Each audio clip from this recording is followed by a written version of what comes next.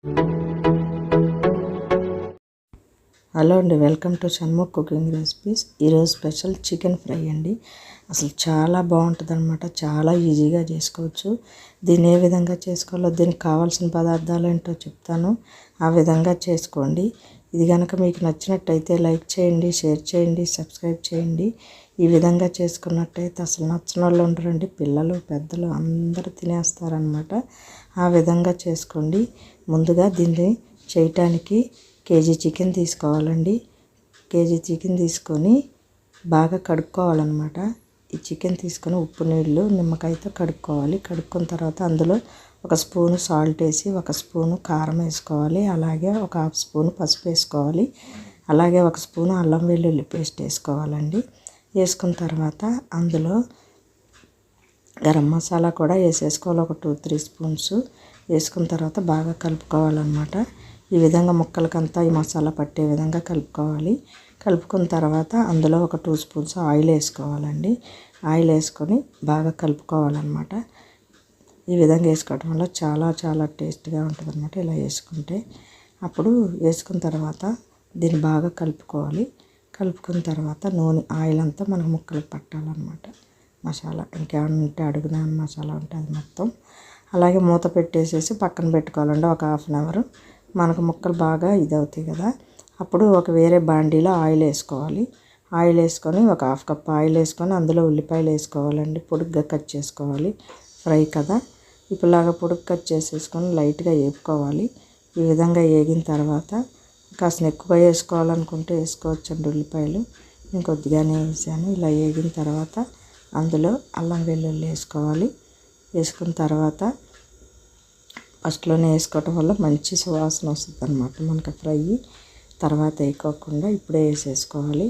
అలాగే టమాటాలండి, ఒక టమాటా పొడుగ్గా కట్ చేసుకొని వేసుకోవాలి. ఎక్కువ వేసుకోకూడదు. ఎక్కువ వేసుకోకుండా ఇలా టమాటా మనకి కొంచెం గుజ్జుగా వచ్చే విధంగా అన్నమాట ఫ్రై. ఈ విధంగా మనం కలుపుకుంటూ ఉండాలి.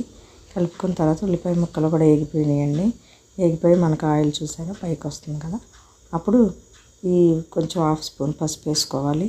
వేసుకున్న తర్వాత దీంట్లోకి ఒక హాఫ్ స్పూన్ సాల్ట్ వేసుకోవాలి. ఒక స్పూన్ కారం వేసుకొని బాగా కలుపుకోవాలన్నమాట. ఈ కారం కూడా ఇందులో ఫ్రై అవుతాయి కదా. వేగిన తర్వాత ఇప్పుడు మనం చికెన్ అదంతా పక్కన పెట్టుకున్నాం కదండి, అది ఇందులో వేసుకోవాలన్నమాట. మనకి ఇదంతా వేగిపోయింది. వేగిపోయిన తర్వాత ఇందులో కొద్దిగా జీరా పొడి వేసుకోవాలి, ఒక స్పూను ధనియాల పొడి కూడా వేసుకోవాలండి. వేసుకుని మళ్ళీ ఒకసారి కలుపుకుందాము. కలుపుకున్న తర్వాత కొంచెం ఫ్రై అయినాక మంచి సువాసన వస్తుంటుంది అనమాట. ఈ విధంగా వచ్చినప్పుడు మనం ఈ చికెన్ ఇవన్నీ కలుపుకొని పెట్టుకున్నాం కదా, ఈ చికెన్ ఇందులో వేసేసుకోవాలి. వేసేసుకొని బాగా కలుపుకోవాలండి. కలుపుకొని ఫ్రై లాగా చేసుకుంటూ ఉండాలి. మనకు అందులో వాటర్ అంతా బాగా ఎగిరేటట్టుగా కాస్త కలుపుకుంటూ ఉండాలన్నమాట. ఈ విధంగా కలుపుకోవటం వల్ల అడుగంటకుండా దగ్గరుండి చూసుకుంటూ ఉండాలి. ఈ విధంగా చూసుకుంటే మనకి చికెన్లో ఉన్న వాటర్ ఇదంతా మనకి కొంచెం ఇది అయిపోద్ది అనమాట. ఇలా తిప్పటం వల్ల డ్రైలాగా అయిపోతుంది. కాసేపు ఇలా తిప్పాలి. ఈ విధంగా తిప్పి కాసేపు చేసుకుంటూ ఉండాలి. చేసుకున్నప్పుడు మనకు అందులో వాటర్ అంతా పోతుంది కదా. పోయినప్పుడు మనం ఇందులో పచ్చిమిర్చి అండి, పచ్చి ఒక 2-3 వేసుకోవాలన్నమాట. వేసుకొని కలుపుకుంటూ ఉండాలి. ఈ విధంగా కలుపుకోవటం వల్ల మనకి దగ్గరుండి చూసుకుంటూ ఉండాలి కదా. ఇప్పుడు ఇలాగ గ్రేవీలాగా వస్తుందండి. ఇలాగంతాను వచ్చి దాని వాటర్ అంతా ఈ విధంగా వస్తుంది కదా. ఈ విధంగా వచ్చినప్పుడు మనం అలాగే కలుపుకుంటూ ఉండాలి. కలుపుకున్నాక అందులో కొద్దిగా జీడిపప్పులు వేసుకోవచ్చు. అలాగే లవంగాయలు, అలాగే బిర్యానీ ఆకు, చెక్క, లవంగా, యాలకులు వేసుకోవాలండి. జీడిపప్పులు కావాలంటే ఎక్కువ వేసుకోవచ్చు.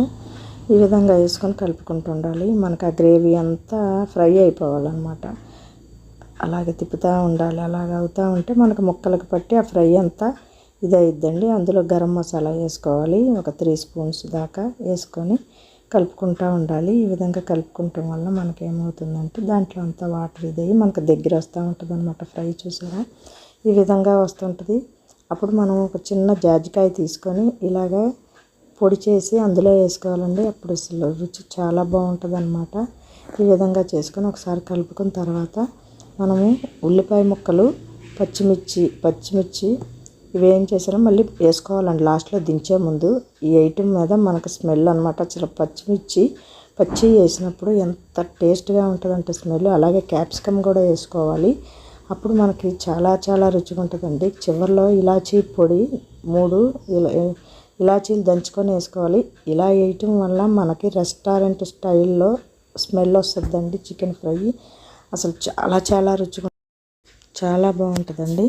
ఆ విధంగా చేసుకొని మీరు కంపల్సరీగా పచ్చిమిర్చి అలాగే ఇలాచీ తప్పకుండా వేయండి. ఇప్పుడు సర్వింగ్ బౌల్లోకి తీసుకుందాం. ఈ విధంగా తీసుకొని మనం సర్వ్ చేసుకోవాలండి. దీనికి కొత్తిమీర జల్లుకున్న తర్వాత దానిపైన ఉల్లిపాయ ముక్కలు వేసి పెట్టుకొని అలాగే నిమ్మకాయతో కనుక తిన్నట్టయితే అసలు చాలా బాగుంటుంది. నచ్చినట్టయితే లైక్ చేయండి, షేర్ చేయండి, సబ్స్క్రైబ్ చేయండి.